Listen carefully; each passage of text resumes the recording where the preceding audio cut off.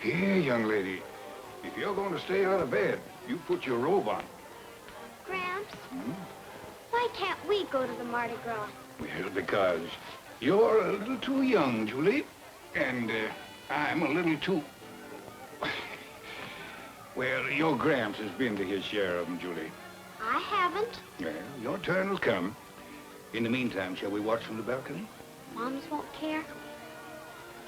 Gramps, why don't they have a Mardi Gras all the time? Well, because people can't spend all their time at play, Julie. Life has a serious side, too. People must work, raise families, and always be an active part of this nation. They must earn their time for play. Well, there's your Mardi Gras, Julie. Mighty gay and colorful, isn't it? But it wasn't always like this. And it wasn't all accomplished overnight, either. I remember my father telling me of his first Mardi Gras. Months before, he had decided to leave his home in Omaha, come to New Orleans, and set himself up in the furniture business.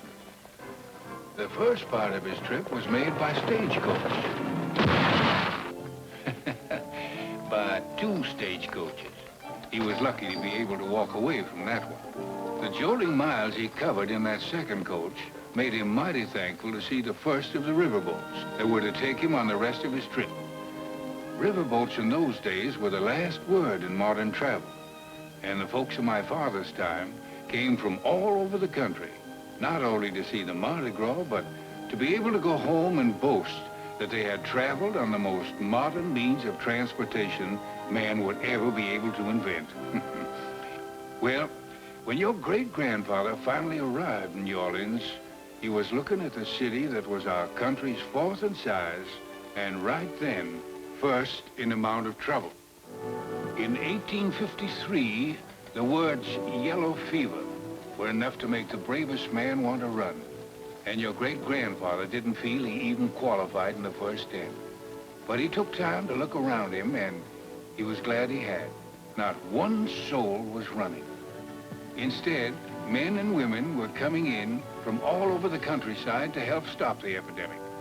My father learned a lesson then that he was going to remember all of his life. The power of a united effort made by a determined group of people. After the epidemic was curbed, this town started giving some thought to their Mardi Gras. They certainly had earned themselves some relaxation and pleasure. And so your great-grandfather's first Mardi Gras was to mean more to him than just a noisy revel. As he peered under the gay masks and grotesque heads of the revelers, he recognized the same faces he had seen only a few short weeks before, masked with grim determination. And his enjoyment was doubled as he remembered that he, too, had had his part in making this Mardi Gras possible. Some of the gay, colorful groups of people he met that first night were to become his good friends and business associates for the rest of his life. The pattern of his life in New Orleans had begun and ran a smooth, unhurried pace until... Well, of course, your great-grandfather was right in the middle of that. And during those 4 long and terrible war years, his memories of the past and his hopes for the future were to be his only comfort. I'll never forget the sorrow in his voice as he told me of fighting in one of the first battles in which brother fought brother and father fought son. There were no parties, no Mardi Gras then, Julie. A nation that can only settle its disputes by fighting loses all of its rights to pleasure.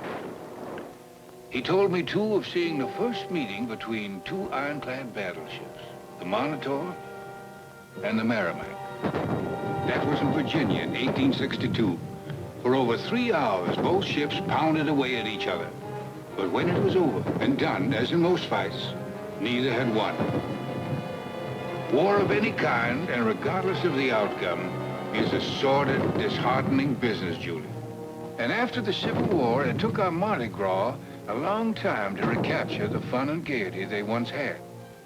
By that time, I was old enough to sit up and take notice. The first Mardi Gras I remember now was the one in which I was allowed to help with the floats.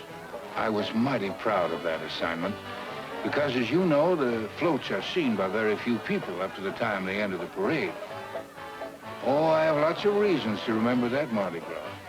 It was then that I first met your grandmother. And as the two of us, together with our party, wandered through the crowded streets, we heard the wail of an instrument playing some notes that were soon to become a part of our America, the blues. That wasn't the only form of music that came out of our Mardi Gras either.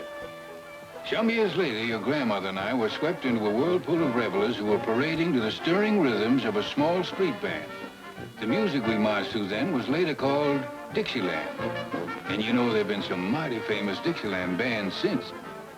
Well, it wasn't long after that Mardi Gras that the drainage of our swampland seemed like the most important thing we could do to entitle us to our yearly carnival. My, we certainly earned our Mardi Gras in those years. And you know, Julie, it seemed to me, as it had to my father, that the more we had accomplished during the year, the more enjoyment we got out of our Mardi Gras.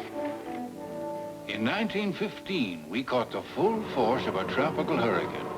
Instead of the terrible loss of life that usually comes from such a disaster, we had reason to be thankful. Because of our drainage system, not one life was lost.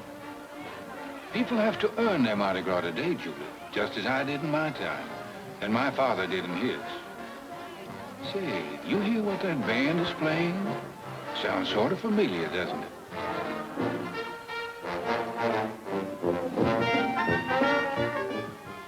Well, I guess we were more up to date in my day than people think.